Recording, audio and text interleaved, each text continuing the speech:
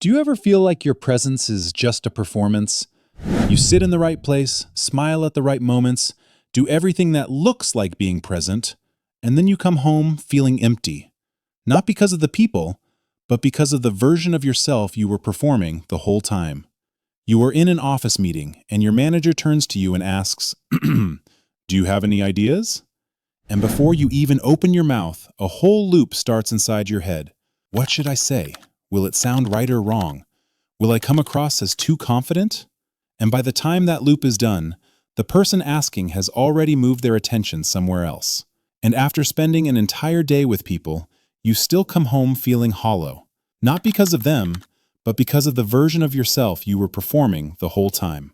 Carl Jung, while studying people like this, pointed out that some people's attention naturally goes inward rather than toward the noise around them. Which is why, instead of responding to everything right away, they let things sit inside them for a while. And this was later connected to what is called deep processing, where a person does not just hear what is being said, but quietly thinks about the meaning behind it and the intention behind it.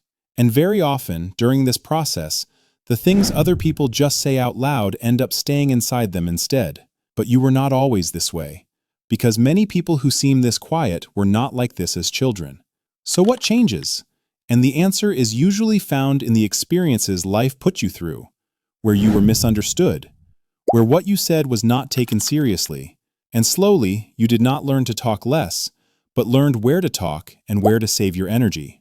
Psychologists call this learned silence, a quietness that was not who you were, but something life quietly handed you over time.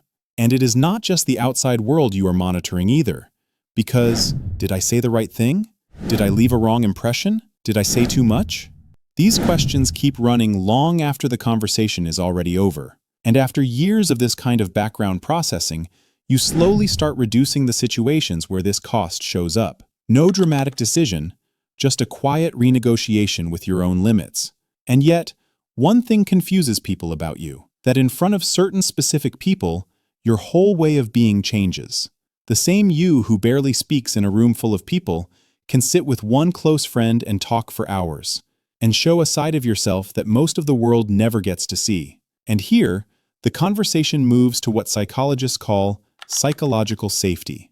That feeling where you know your words will not be judged right away, and what you say will not be turned into something you did not mean. And perhaps this is why the world usually only gets to see your filtered version. Where most people remember what was said, you remember patterns. Who changes their story depending on who they are talking to? Who shows a different side when things get hard? Who only talks? And who actually stays the way they appear? And when you are not constantly busy expressing yourself, you have far more space to watch people and notice things, which is why you very often catch the things that slip past everyone else. Perhaps this is why people like you are the most misunderstood, because the world judges you by how loudly you speak and how many words you use, when your personality does not live in what you say, but in what you choose to pay attention to. The world called you a problem, but someone who knows how to save their energy is not weak. They are just smarter about where they spend it. And perhaps this is why the people who choose to judge you instead of understand you are not really judging you at all. They are judging something inside themselves. If you are a quiet observer too, write yes in the comments. I make videos like this for the people who usually never see themselves in this kind of content. Subscribe and turn the bell on. See you in the next one.